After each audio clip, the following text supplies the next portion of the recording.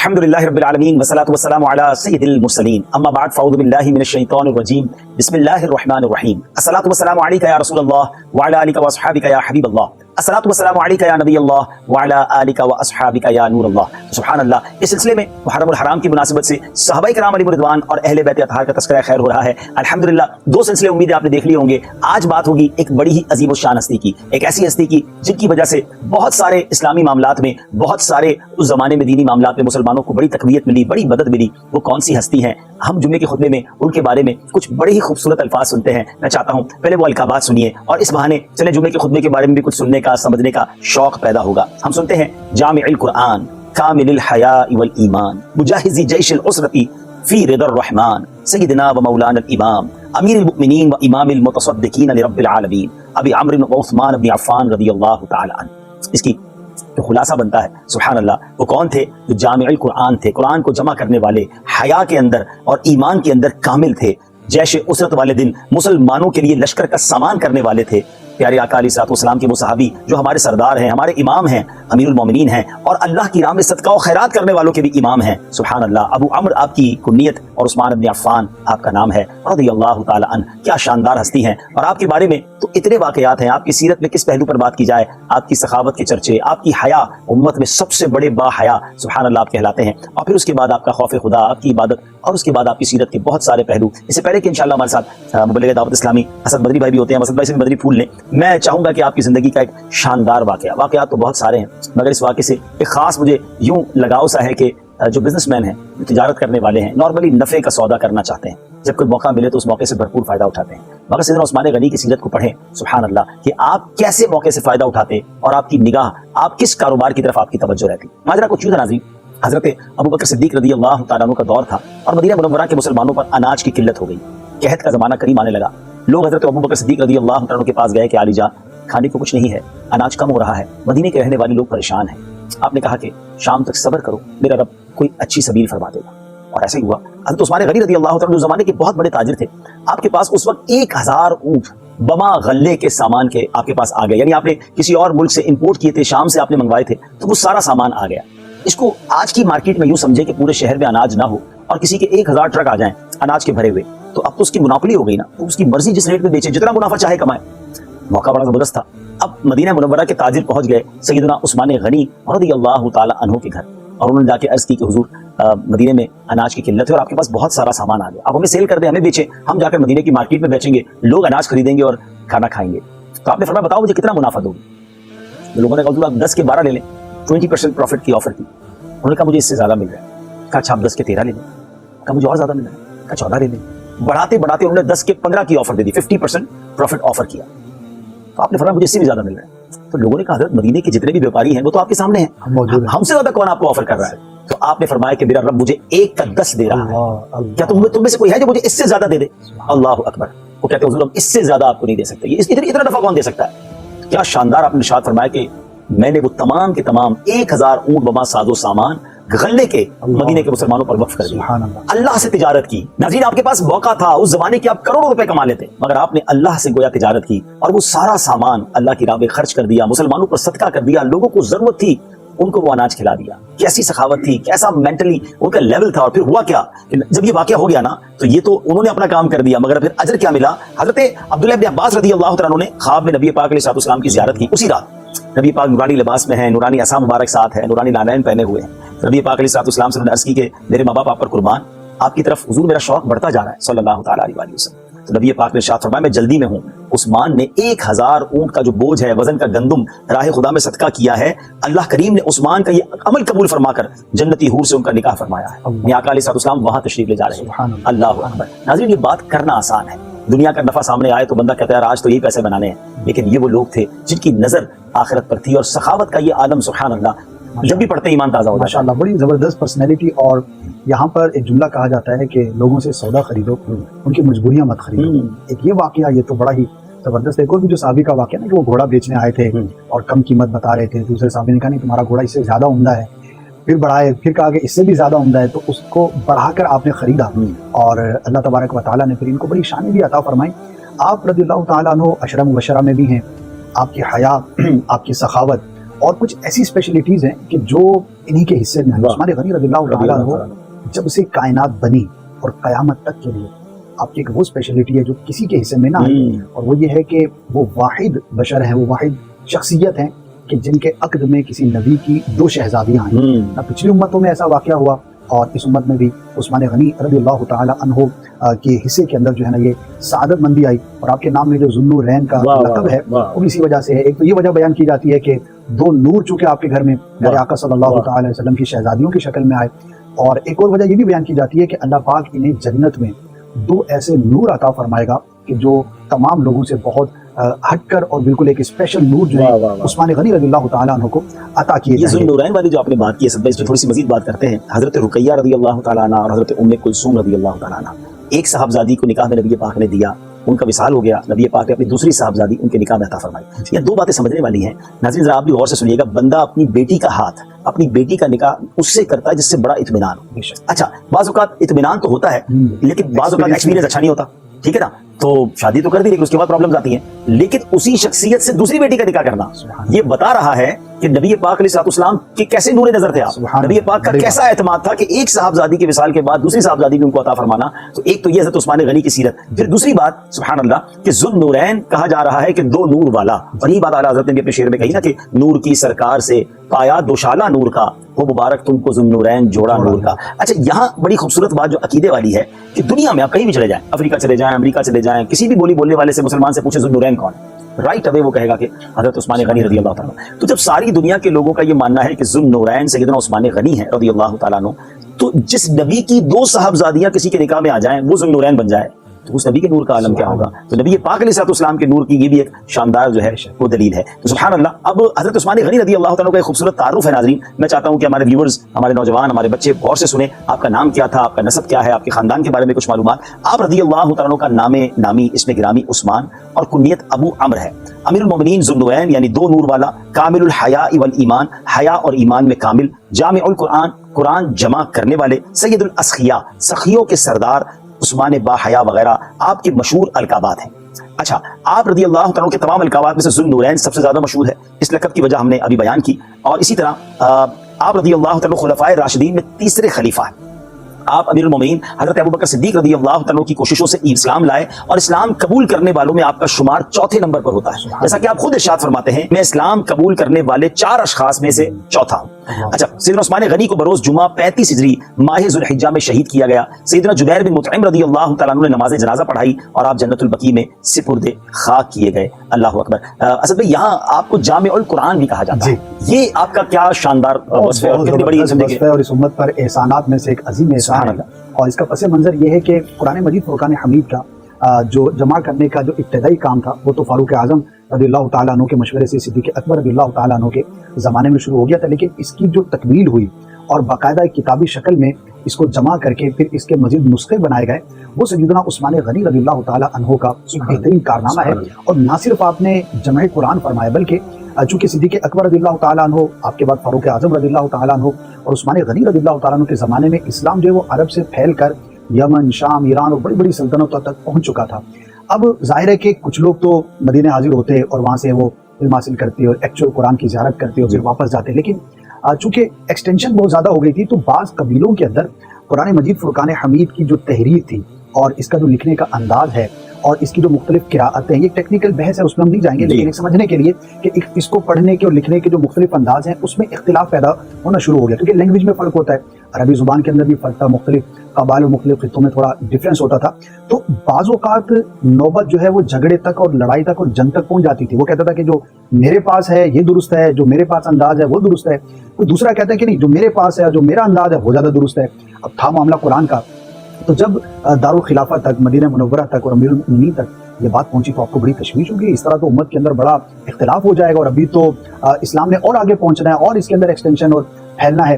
تو پھر آپ رضی اللہ تعالی عنہ نے اس کا باقاعدہ اہتمام فرمایا اور ان نسخوں کی کاپیز کو آپ نے ڈفرینٹ علاقوں میں بھیجا اور ایک اسٹینڈرڈ سیٹ کیا کہ مسلمان جو ہے وہ تحریر کے اعتبار سے اور خط کے اعتبار سے, قرات کے اعتبار سے کہیں پر اختلاف کا شکار نہ ہو. اور یہ آپ کا ایک بہت بڑا کارنامہ اور قیامت تک کے الحمدللہ آج دنیا میں آپ نے بھی ٹریول کیا ناظرین, ہمیں کہیں پہ بھی کوئی ایسا اختلاف آپ کو نہیں ملے گا کیونکہ قرآن کے اوپر جو ہے وہ جھگڑا کر رہا, مختلف قراتیں لیکن وہ اسٹیبلش ہیں.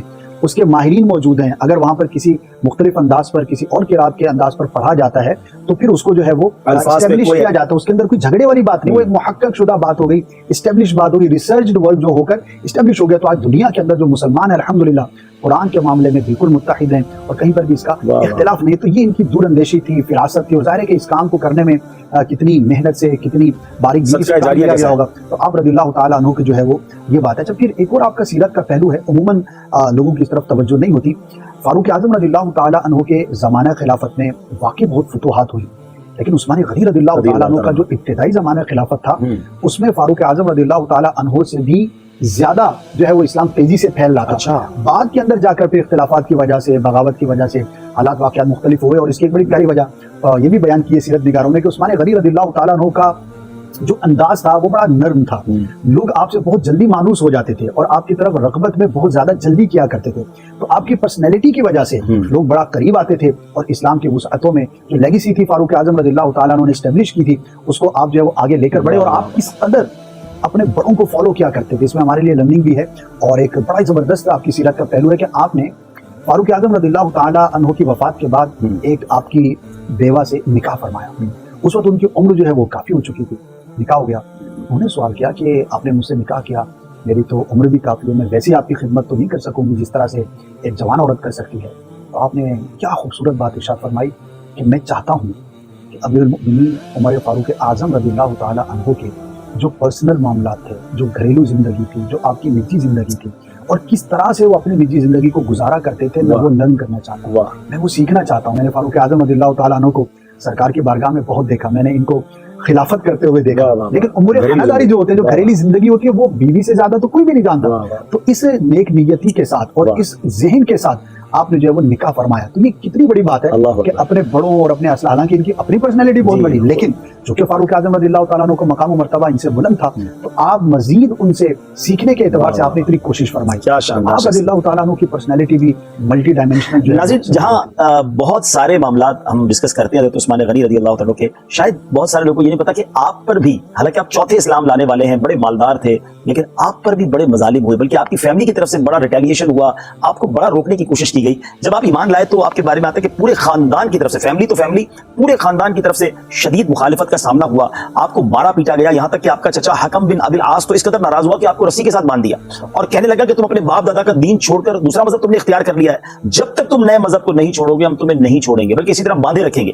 اس سن کر حضرت عثمان غنی رضی اللہ تعالیٰ نے کیا کمال کا جواب دیا. آپ فرماتے ہیں خدائے ذوالجلال کی قسم میں اسلام کو کبھی نہیں چھوڑ سکتا, نہ کبھی اس دولت سے دستبردار ہو سکتا ہوں. حکم بن ابی العاص نے جب یہ آپ کا جذبہ دیکھا تو مجبور ہو کر آپ کو قید سے آزاد کر دیا. یہ کیسے لوگ تھے ناظرین کہ جو مار کھا کر بھی, تکلیفیں اٹھا کر بھی بائیکاٹ کر دیتے تھے فیملی والے, خاندان والے. کئی صحابہ کو تو گھر سے نکال دیا, سارا مال و دولت بھی رکھ لیا, مگر وہ ایمان لائے اور پھر ایمان سے پھرے نہیں. اور آج ہم گھر بیٹھے مسلمان بنے. شاید بہت ساروں کو تو ایمان کی قدر ہی نہیں, انہوں نے اسٹرگل کر کے ہم نے اسلامی قبول نہیں کیا, گھر بیٹھے ایمان مل گیا, مسلمان ماں باپ مل گئے, پہلی آواز اللہ اکبر ہم نے سنی. آپ سوچیں وہ کیسے لوگ تھے جب اذان دیتے تھے لوگ مارتے تھے, آج اذان ہوتی ہے تو مسجد میں لوگ نہیں جاتے. کتنا فرق ہے. وہاں سجدہ کرنے کو لوگ ترستے تھے کہ کسی طرح نماز پڑھ لیں کیونکہ لوگ مارتے ہیں. یہاں مسجدوں میں قالین بچھے ہوئے, پنکھے لگے ہوئے, بعض جگہ ایسی لگے ہوئے, مگر نمازی نہیں ہے. سمجھیے ان کی سیرت سے, اور ایمان کی قدر جو ہے اللہ کرے کہ ہمارے دلوں میں پیدا ہو جائے کہ جو اتنی بڑی نعمت بغیر کسی ایفرٹ کے ہمیں نصیب ہوئی ہے. صحابہ کرام کی سیرت پڑھے تو کتنی مارے کھائی ایمان قبول کرنے پر. یہ بھی ہے, اور پھر ایک دفعہ کی آزمائش نہیں. پہلے میں نماز کا تذکرہ کر لوں, پھر ایک اور پہلو ہے سیرت کا.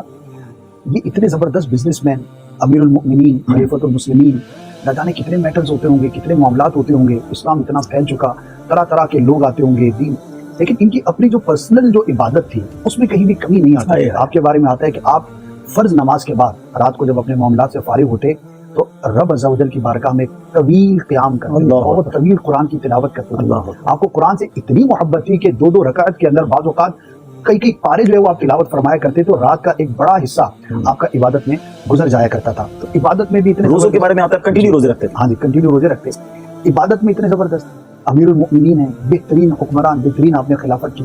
اور جیسے ابتداء اسلام میں ان پر مظالم ڈھائے گئے, اچھا مکے کے اندر پھر یہ کچھ اسٹیبلش ہوئے, پھر حکم ہو گیا کہ مدینہ ہجرت کر کے جاؤ. اور ہجرت مدینہ میں جہاں پر ہم یہ تو پہلو ڈسکس کرتے ہیں کہ انصار صحابہ کرام نے مہاجرین کی خدمت کی, اور باقی مواقعات اور وہ سارا جو ایک سینیریو بڑا زبردست ہے, اس کی کوئی مثال نہیں ملتی. لیکن جو مہاجر صحابہ کرام تھے, خاص طور پہ جو بزنس کرنے والے تھے, ان کا اپنا ایک انداز تھا. بعض صحابہ کرام نے کہا کہ ہمیں صرف مدینے کے بازار کا ایڈریس بتا عبد الرحمن بن عوف کے بارے میں آتا ہے کہاں کہ ان کے ساتھ جن صحابی کے ساتھ بھائی چارگی کا رشتہ ہوا تو ان صحابی نے بھی کمال کیا. کہتے حضور میرے 2 گھر ہیں, ایک آپ لے لیں, یہ میرا مال ہے آدھا آپ لے لیں, 2 میری بیویاں ہیں, ایک پسند کر لیں, میں اس کو طلاق دے دیتا ہوں, آپ مجھ سے نکاح کر لیں. یعنی اس قدر دل بڑا کر لینا مہمان کے لیے, اور نبی پاک نے جس کو بھائی بنا. لیکن ان کی خودداری دیکھیں. عبد الرحمن بن عوف کہتے ہیں مجھے کچھ نہیں چاہیے, بس مجھے بازار کا راستہ بتا دیں, مجھے بزنس کرنا آتا ہے. کیا بات, میں جا کے کر لوں گا.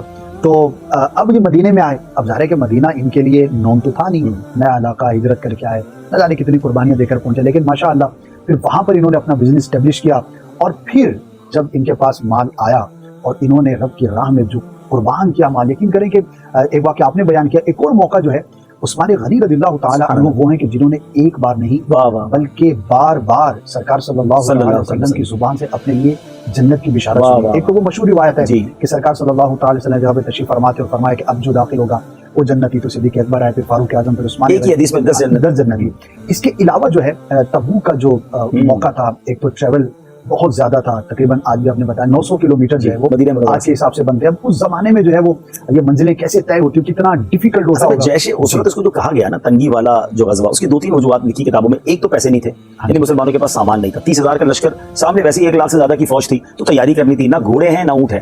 اچھا پھر وہ گرمی کے دن, اصل میں آپ نے بھی عرب شریف کی گرمی دیکھی ہے. اچھا میں جب تک تبوک گیا نہیں تھا نا مجھے اندازہ نہیں ہوا. جب میں خود گاڑی میں ہم تبوک گئے, ہم تو ایئر کنڈیشن گاڑیوں میں گئے, لیکن 900 کلومیٹر میں بس ہو گئی نا, ہمیں کب آئے گا بھائی, تھک کے چور ہو گئے. تو میں یہ سوچتا تھا کہ گرمیوں کے دنوں میں اونٹوں اور گھوڑوں پر مدینہ منورہ سے تبوک جانا, اور وہ ہار پہننے نہیں جا رہے, ہار پہننے نہیں جا رہے, ہالیڈے ٹرپ پہ نہیں جا رہے, جان دینے جا رہے ہیں. اچھا پھر گھوڑے پورے نہیں ہیں, پھر اونٹ پورے نہیں ہیں, اور وہاں جو سخاوت کے دریا صحابہ نے بڑھائے, سبحان اللہ. تو میرے آقا صلی اللہ تعالی علیہ وسلم نے صحابہ کرام کو جمع کیا مسجد نبوی شریف میں, سبحان اللہ, اور ترغیب ارشاد فرمائی کہ یہ موقع ہے اور اپنے مال سے جو ہے وہ اسلام کی جو ہے وہ خدمت کی جائے. تو سارے صحابہ کرام اپنی اپنی حیثیت کے مطابق اپنے جذبے کے موافق جو ہے وہ پیش کر رہے تھے. تو میرے آقا صلی اللہ تعالی علیہ وسلم کی ترغیب سن کر عثمان غنی رضی اللہ تعالیٰ عنہ کھڑے ہوئے اور عرض کرتے ہیں یا رسول اللہ صلی اللہ تعالی علیہ وسلم, میری جانب سے 100 اونٹ لدے ہوئے, یعنی کہ صرف اونٹ نہیں بلکہ ساز و سامان کے ساتھ میں یہ پیش کرتا ہوں. میرے آقا صلی اللہ تعالی علیہ وسلم دعا بھی خوش ہوئے. پھر آپ نے مزید ترغیب ارشاد فرمایا. عثمان غنی رضی اللہ تعالیٰ عنہ دوبارہ کھڑے ہوتے ہیں اور عرض کرتے ہیں یا رسول اللہ صلی اللہ تعالی علیہ وسلم, میری طرف سے 200 اونٹ میں اس کی ذمہ داری لیتا ہوں, ساز و سامان کے ساتھ. بیٹھ گئے. میرے آقا نے پھر ترغیب ارشاد فرمائی. عثمان غنی پھر کھڑے ہوتے ہیں اور عرض کرتے ہیں یا رسول اللہ صلی اللہ علیہ وسلم, میری جانب سے 300 اونٹ کی میں ذمہ داری لیتا ہوں. اچھا یہاں تک تو بات ہو گئی. اب عثمان غنی رضی اللہ تعالیٰ عنہ جو ہے وہ تشریف لے گئے. میرے آقا صلی اللہ تعالی علیہ وسلم اتنے خوش ہوئے کہ وہاں پر عثمان غنی رضی اللہ تعالیٰ عنہ کو جنت کی بشارت عطا فرمائی. اور یہ الفاظ یہ کسی اور صحابی کے بارے میں اس طرح نہیں ملتے. تو میرے آقا نے ارشاد فرمایا کہ میں عثمان سے راضی ہوں, اللہ بھی ان سے راضی ہو, اور آج کے بعد عثمان جو بھی کرے اس کے لیے کوئی مواخذہ نہیں. اللہ اکبر. یعنی کہ یہ الفاظ سن کر ان کی ہم پرسنالٹی کا اور شخصیت اور ان کے مقام اور مرتبے کا اندازہ لگائیں کہ امام الانبیاء جس کے بارے میں فرمایا کہ عثمان جو بھی کرے اب اس سے کوئی مواخذہ نہیں. یعنی کہ ان کے اعمال اتنے خالص اور اتنے صالح تھے. اللہ تبارک و تعالیٰ کے یہ جنت خریدنا ایک اور مقام پر بھی ہوا کہ جب مسلمانوں کو پانی کی ضرورت ہے. اب یہ دیکھیں ناظرین, نبی پاک سے گویا جنت خرید رہے ہیں عثمان غنی, حالانکہ پہلے بھی جنت کی بشارت مل چکی ہے مگر دل ہی نہیں بھر رہا نیکیاں کمانے کا. اچھا یہاں ایک اور بات جو غزوہ تبوک کے موقع پر حضرت عثمان غنی کا اعلان ہے, یہاں انہوں نے پیش کیا یہ بھی سوچنے والی بات ہے. اچھا لاجک یہ کہتی ہے کہ آپ نے پہلے کھڑے ہو کر 100 کا اعلان کیا, پھر کھڑے ہو کر 200 کیا تو 100 کو بڑھا دیا, 200 کر دیا, پھر کھڑے ہو کے 300 کا اعلان کیا تو اس کو بڑھا دیا. نہیں جناب ایسا نہیں کیا آپ نے 100 میں 200 پلس کیے, وہ کتنے ہو گئے 300 میں پھر 300 پلس کیے, کتنے ہو گئے 600, نہیں 950 اونٹ دیے, پھر اس کے بعد مزید گھوڑے دیے, 50 گھوڑے اور بھی اور اشرفیہ بھی دی. اب اگر آپ سوچیں کہ ہمارے یہاں کوئی اعلان کر دیا اس کو ڈھونڈنا پڑتا ہے گیا کدھر بھائی. اچھا اعلان زیادہ کا پھر دیں گے تھوڑا, میں تو یہ سمجھا تھا, میں تو وہ سمجھا تھا. اچھا دوسرا یہ ہے کہ پھر اچھا اب اعلان کیا تو اس کے بعد دیتے پورا نہیں ہے, یہ اعلان تھوڑا کر رہے ہیں دے زیادہ رہے ہیں, اور کیا سبحان اللہ. اچھا یہاں ان کی پاکیزگی کا بھی پتہ چل رہا ہے کہ کونین کے والی کا یہ کہنا کہ عثمان جو کرے اس سے معاوضہ نہیں, تو کیا معاذ اللہ نے تو عثمان غنی اس کے بعد عبادت چھوڑ نہیں دی یار, آپ تو جنت مل گئی بھائی, اب کیا ضرورت ہے نوافل پڑھنے کی اور روزے رکھنے کی اور قرآن پڑھنے کی, آپ کی تو شہادت بھی تلاوت کرتے کرتے ہو رہی ہے. ایک رات میں پورا قرآن تلاوت کرنا سب بھائی ان کے معمولات میں سبحان اللہ روز کا ایک قرآن مجید تلاوت کرنا بھی آتا ہے. اور پھر جب آپ کی شہادت ہوئی تو اس وقت جو ہے وہ تلاوت قرآن مجید کر رہے تھے, اور سنت رسول پر جو عمل کیا بہت سارے صحابہ کے واقعات ہیں. مجھے وضو والا واقعہ ہے کہ آپ نے وضو کیا اور مسکرائے. کسی نے کہا کہ حضور یہ بظاہر کو مسکرانے کا مقام نہیں ہے, کوئی ایسی بات ہوئی ہے؟ آپ نے فرمایا بس میں نے اپنے آقا کو دیکھا تھا, آپ نے وضو فرمایا تھا اور اس کے بعد مسکرائے تھے, تو میں اس ادا کو ادا کر رہا ہوں. اور یہ جو سنت پر عمل کا جذبہ ہے یہی تو صحابہ کرام علیہ رضوان کو اس مقام اور مرتبے پر لے کر گیا کہ یہ ایسا فالو کیا کرتے تھے کہ دیر از نو لاجک, ہمیں کوئی اس کے لاجک کا علم ہو نہ ہو, حکمت پتہ ہو نہ ہو, بس میرے آقا صلی اللہ تعالی علیہ وسلم نے یہ کام کیا ہے تو مجھے کرنا ہے. شاعر کہتے ہیں وضو کر کے خندہ ہوئے شاہ عثمان, کہا کیوں تبسم بھلا کر رہا ہوں, جواب سوال مخاطب دیا پھر کسی کی ادا کو ادا کرا. یعنی یہاں یہ بات جو ہمارے اسد بھائی نے بتائی نا ناظرین کہ وہ سنتیں جس کا حکم نہیں ہے پھر بھی صحابہ کو پتہ چل جائے کہ نبی پاک علیہ الصلوۃ والسلام کا یہ انداز رہا, وہ اس کو فالو کرتے تھے, لاجک نہیں ڈھونڈتے تھے. اور آج جن سنتوں کے بارے میں حکم دیا گیا ہے, کئی ایسے کام ہے جس سے میں روکا گیا, کئی کام کرنے کا کہا گیا مگر لوگ نہیں کرتے. بلکہ اب تو ایک عجیب سی لاجک اسد بھائی ہو گئی ہے, لوگ کہتے ہیں سنت ہی ہے نا, یعنی معاذ اللہ جس چیز کے ساتھ سنت کا ٹیگ ہو جائے, بہت سارے لوگ ایسے ہو گئے کہتے ہیں سنت یہ نہ پڑھے تو کوئی مسئلہ نہیں, سنت یہ نہ کرے. یعنی آپ سوچیں کہ صحابہ سنت تلاش کرتے اور آج لوگ سنت سن کر معاذ اللہ اس کو ہلکا لینے لگ گئے. اور یہ بہت ساری جگہوں کے ساتھ ساتھ حج میں بھی معاملہ ہو گیا. اچھا, کیونکہ حج پچھلے دنوں ہوا تو حاجی جو ہے وہ اب لگتا ہے کہ صرف اس چیز کی فکر کرتا ہے جس پہ دم لگ رہا ہو. دم تو نہیں لگے گا مولانا صاحب, اچھا سنت یہ نا مینا میں رات گزارنا, ارے بھائی سنت آئے کس لیے ہو یہ تو بتا دو. یہ سارے حج کے ارکان ہیں کیا؟ اللہ والوں کی یادیں ہیں نا.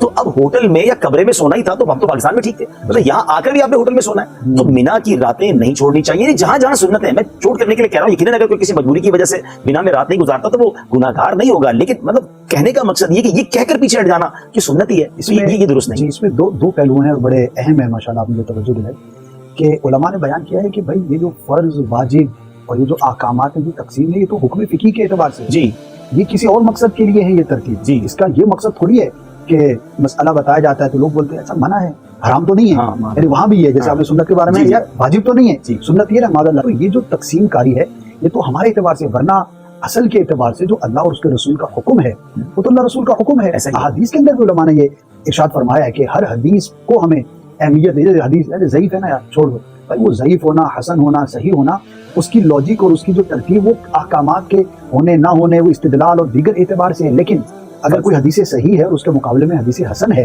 تو ہیں تو دونوں میرے آقا کے احکامات, دونوں میرے آقا کے ارشادات. اگر کچھ عمل کرنے کا کہا گیا تو ہمیں کیا کرنا ہے, تو یہ تو ہماری محرومی والی بات ہے. اور جہاں تک یہ بات ہے تو دین کے چھٹنے کی اور برباد ہونے کی ابتدا سنت کو ترک کرنے کی. بڑی پیاری مثال دی گئی نا کہ یہ ایک حصار ہے, جو سنت کو پکڑ کے رکھتا ہے نا اس کے واجب اور فرض پکے ہو جاتے ہیں. جو سنت چھوڑ دیتا ہے اب اس کا واجب رہ جاتا ہے اور فرض رہ جاتا ہے, بعض اوقات واجب ترک ہوتا ہے, پھر ایک وقت آتا ہے فرض بھی چلا جاتا ہے. تو آپ سنت بلکہ نوافل کو پکڑ لیں تو آپ کی سنت بھی محفوظ رہے گی. یہ ایک طرح سے ایک باؤنڈری ہے نا. اچھا, اب اس میں میں دو حدیثوں کی طرف اشارہ کرنا چاہوں گا سنت کی اہمیت پر, کیونکہ سیدنا عثمان غنی رضی اللہ تعالیٰ کو جس قدر سنت سے پیار تھا.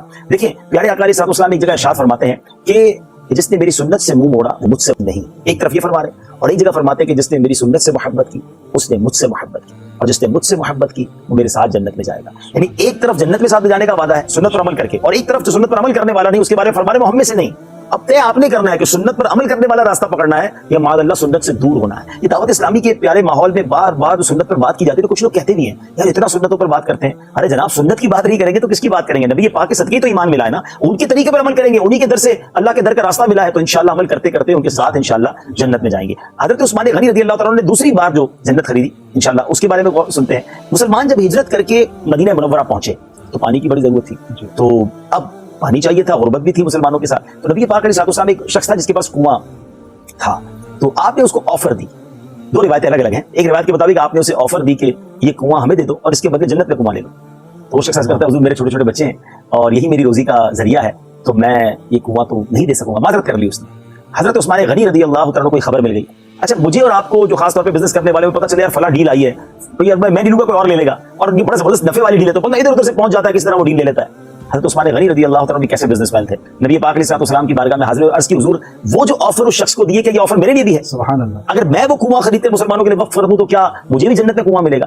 نبی پاک علیہ السلام نے کچھ اس طرح ارشاد فرمایا کہ اے عثمان یہ آفر تمہارے لیے بھی ہے. آپ گئے اور اسے ڈیلنگ کی اور وہ کنواں خریدا اور مسلمانوں کے لیے وقف کر دیا. اللہ اکبر. میر عثمان ناظرین آج بھی مدینہ منورہ میں موجود ہے, اور اس کے بارے میں تو کچھ اور خوبصورت باتیں پتہ چل رہی ہیں کہ اس کنویں کی وجہ سے باغ بنا, اس باغ کی کچھ کمائی ہے, اس کمائی کو کسی ٹرسٹ میں لگایا جاتا ہے, اور آج بھی مدینہ منورہ میں حضرت عثمان غنی کا اکاؤنٹ موجود ہے اور جناب اس سے صدقہ و خیرات کیا جا رہا ہے. تو یہ کیسا صدقہ و خیرات ہے کہ اس زمانے کے بھی اہل مدینہ نے فائدہ اٹھایا, آج بھی اہل مدینہ فائدہ اٹھا رہے ہیں, اور سبحان اللہ حضرت عثمان غنی کو اپنے مزار میں کیسی کیسی رحمتیں اور برکتیں نصیب ہو رہی ہوں گی. کا وقت اختتام پذیر ہوا. عظیم و شان ہستی جب بھی ذکر کریں ایمان تازہ ہو جاتا ہے. اللہ کریم ہمیں بھی صحابہ اور اہل بیت کی سچی غلامی نصیب فرمائے. اگلے سلسلے میں انشاءاللہ شیر خدا مولا کائنات مولا علی کرم اللہ تعالی وجہ کریم کا ذکر خیر ہوگا, اور بہت ہی پیاری باتیں ہوں گی. ہمارے ساتھ اگلے سلسلے میں بھی شامل رہیے گا. صلو علی الحبیب صلی اللہ تعالی علی محمد صلی اللہ علیہ وسلم.